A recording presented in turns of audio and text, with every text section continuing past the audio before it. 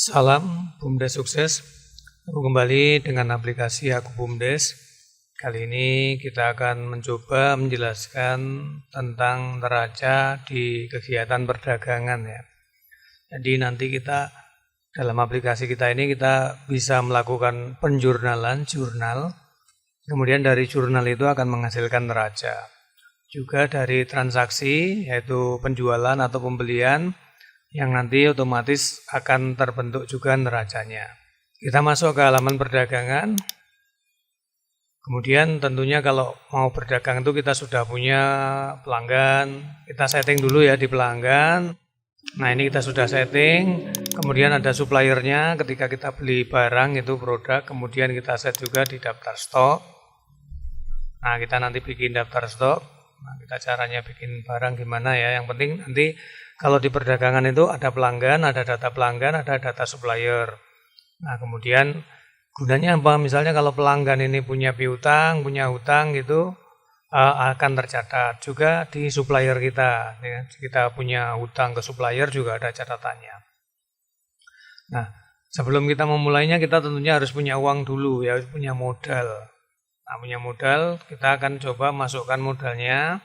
Kita dari awal kita terima modal dari penyertaan desa, misalnya ditransfer ke rekening bank, kemudian diambil cash gitu, dimasukkan di rekening, atau di kas tunai yang untuk belanja. Nah, kemudian kita bikin barangnya, kemudian kita bikin belanja, nanti seperti apa hasil neracanya ya, atau neraca saldonya juga. Nah itu nanti semuanya akan dihasilkan secara otomatis oleh sistemnya. Nah, pertama kita masukkan dulu modalnya di kas masuk. Nah, klik tambah, kemudian tanggal berapa ya. Kemudian dimasukkan kemana uangnya? Karena ditransfer, jadi uangnya masuknya kan ke bank ya. Ini misalnya kita catatkan di kas di rekening BPD gitu misalnya. Nah, ini diklik, kemudian tambah. Nah, sebagai apa uang itu? Tentunya sebagai modal ya. Sebagai modal BUMDes gitu misalnya. Nah, ini modal BUMDes. Keterangannya penyertaan modal desa, misalnya berapa, 10 juta atau 100 juta gitu ya. Nah, misalnya kita terima dari bank, dari desa, ditransfer ke rekening bank, rekening BUMDes gitu, nilainya 100 juta ya. Jadi ininya di sini dimasukkan di kas rekening yang ada di bank. Kemudian ini sebagai apa? Sebagai modal BUMDes. Keterangannya apa? Penyertaan modal desa jumlahnya berapa? 100 juta. Nah, kemudian kita klik tambahkan. Nah, kemudian kita simpan datanya. Nah, ini juga akan terjurnal secara otomatis ya. Nah, setelah kita terima uang, kita lihat dulu ya di neraca. Ini hasilnya. Nah, kita punya uang di rekening di bank 100 juta. Sebagai apa itu? Sebagai modal BUMDes. Nah, jadi aktifannya ada 100 juta, di pasifannya juga 100 juta. Nah, ini akan balance ya. Kemudian setelah kita punya uang 100 juta ini, kita akan belanja nih misalnya. Nah, kita keluarkan uangnya, kita ambil dari bank ya. Kemudian kita masukkan di kas unit kita. Caranya gimana? Di kas keluar. Kas keluar, klik tambah. Nah, kita ambil uang itu, diambil tunai gitu ya. Misalnya kalau kita belanjanya tunai, kalau belanjanya ditransfer ya tinggal dikeluarkannya dari rekening bank ditransfer untuk belanja gitu. Kalau ini kita asumsikan kita ngambil tunai, kemudian untuk belanja. Jadi dikeluarkan dari mana? Tadi kita masuk ke kas keluar, tanggal berapa, ya ini ya tanggal berapa. Kemudian kita ambil dari mana? Kita ambil dari kas rekening yang ada di bank. Kemudian ini klik tambah. Kemudian dimasukkan kemana? Uang yang sudah kita ambil itu mau digunakan untuk apa atau dimasukkan kemana? Kita masukkan ke kas dulu kan. Nah kita masukkan ke kas unit perdagangan. Nah ini tarik tunai untuk modal perdagangan gitu ya misalnya. Kita tarik tunai untuk modal perdagangan. Jumlahnya berapa? Misalnya 10 juta. Nah kemudian klik tambah, ini klik tambahkan, kalau sudah kemudian kita simpan. Nah ini akan terjurnal juga ya. Dari kas, kita ngambilnya dari rekening yang ada di bank, kemana dimasukkan kemana? Ke kas yang ada, kas tunai unit perdagangan. Nah kita lihat lagi neracanya. Nah, jadi kita nggak perlu bikin 2 buku ya, kita langsung aja seperti ini bisa. Kita nggak perlu bikin buku bank, terus kemudian buku harian transaksi gitu, nggak perlu, kita otomatis langsung bisa tersusun di sini. Nah, jadi ini yang tadinya uang yang di bank itu 100 juta, sekarang tinggal 90 juta.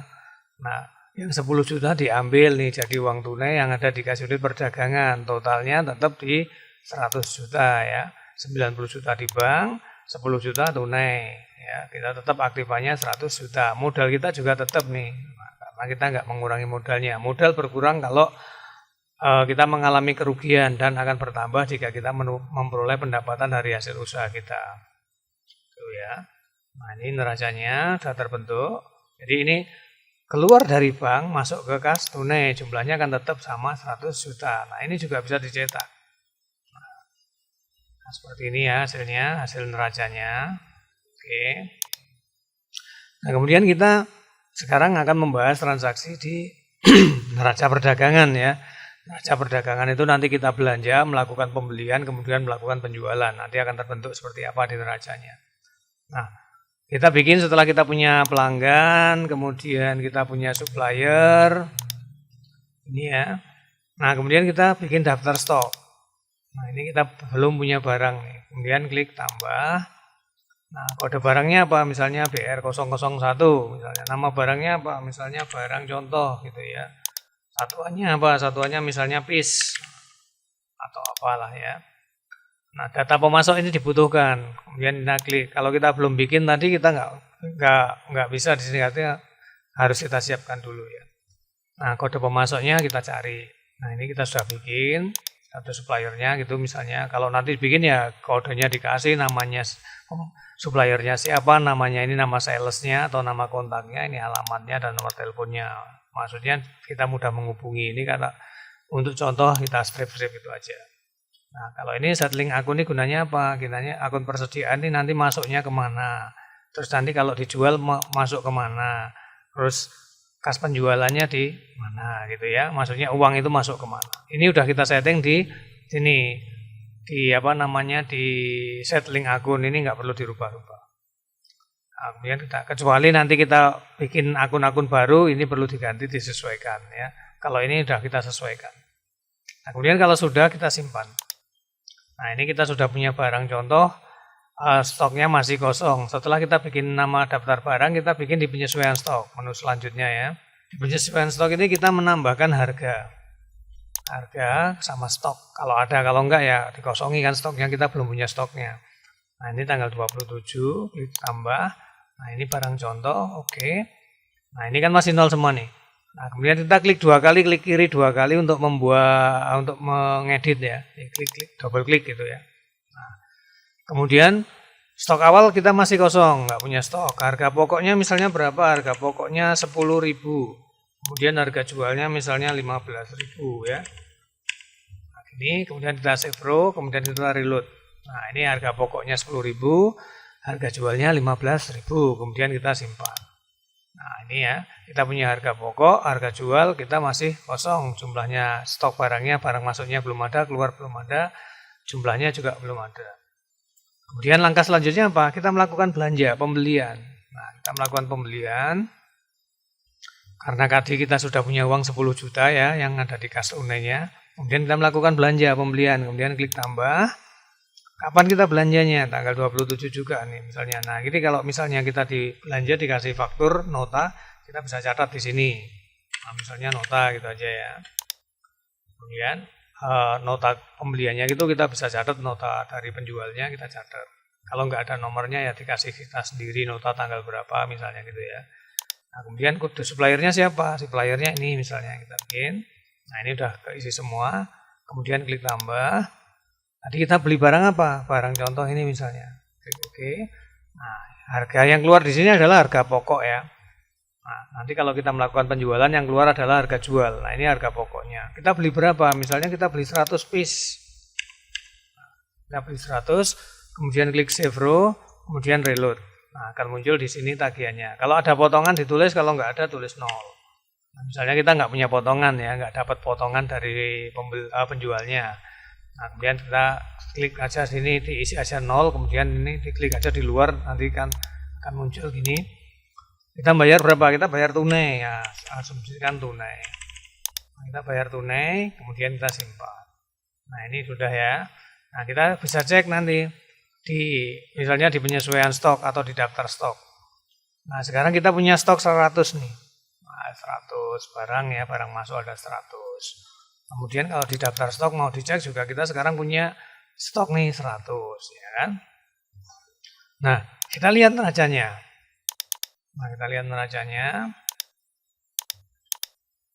Nah, uang yang tadi kita punyai di kas perdagangan kan 10 juta. Sekarang tinggal 9 juta. Yang 1 juta untuk apa? Untuk belanja menjadi persediaan barang. Langsung tercatat di persediaan barang. Jadi uang kita tetap 100 juta.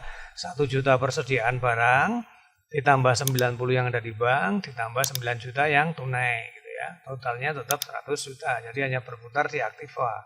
Modal kita tetap nih, pasifanya tetap 100 juta. Gitu ya. Jadi ini akan tercatat otomatis menjadi persediaan barang ketika kita melakukan belanja. Nah, kemudian kita cek misalnya neraca saldo, kita butuh lihat neraca saldo. Nah, misalnya kita cek neraca saldo, nah sama. Nah, kita punya kasih perdagangan 9 juta, di bank 90 juta, menjadi persediaan barang 1 juta. Ini dapatnya. Nah, ini totalnya di bawah, terus totalnya ini total 100 juta, ini juga 100 juta modalnya nih. Sebagai apa? Posisi modal tadi, modal BUMDes 100 juta. Ya, ini balance. Ini neraca saldonya, kita juga bisa cetak. Nah, seperti ini neraca saldo. Kemudian kalau yang satunya tadi neraca. Nah, ini neracanya. Nah, ini neraca aktiva pasifanya. Kemudian ini juga bisa kita cetak nih. Nah, kita cetak. Sama ya, kita total aktifanya 100 juta, pasifanya juga 100 juta modal. Nah, nanti modal itu akan berkurang jika kita mengalami kerugian dan akan bertambah atau ketika kita mendapat pendapatan. Nah, kerugian itu apa aja ya? Beban-beban, ya, misalnya beban bayar gaji karyawan, untuk dikurangi untuk biaya pelatihan gitu misalnya, itu menjadi beban. Nah, kemudian kita lanjutkan. Sekarang kita sudah melakukan transaksi pembelian tadi yang menghasilkan persediaan barang dan mengurangi nilai kas, mengurangi uang kas tunainya, berubah menjadi barang ya, menjadi persediaan barang. Nah, kemudian kita melakukan penjualan nih, kita melakukan penjualan. Nah, kita melakukan penjualan, klik tambah nih, kita kapan jualnya? Nah, kita jual hari ini juga misalnya, faktur penjualnya akan otomatis. Nah, kemudian siapa yang mau beli nih? Nah, pelanggan. Misalnya ini pelanggan umum, kalau warung ya kita bikin nanti kode pelanggannya. Dan oke, pelanggannya. Kemudian klik tambah, ini mau beli apa? Barang contoh nih misalnya.